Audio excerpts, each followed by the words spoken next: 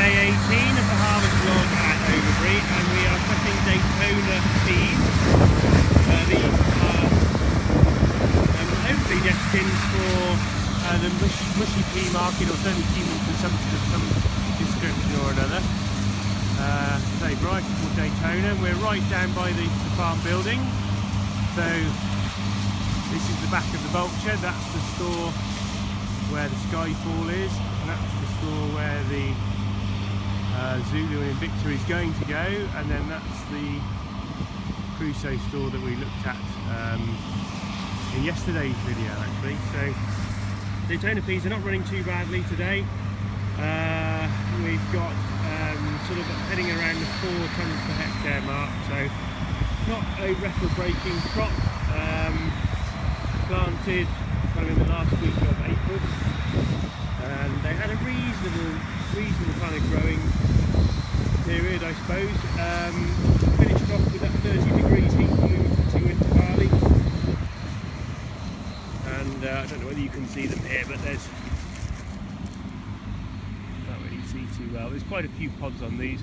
The peas are standing up really well, so we're pushing on with the harvester quite nicely.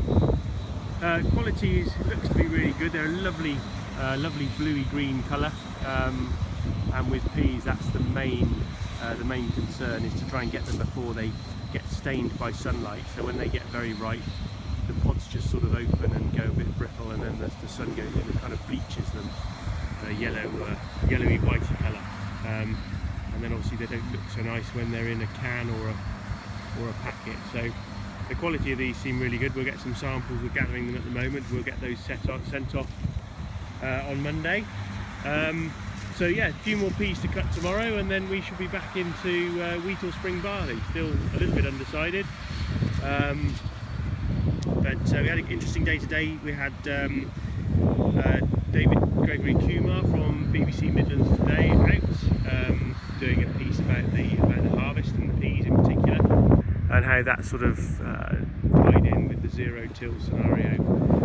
Those of you who watched the YouTube channel will have seen David back up when we were actually planting this, not this field we're in now, but one just a couple of fields across from us, back in April. So good to catch up and see him, and yeah, call back tomorrow to see whether we're going to go into winter wheat or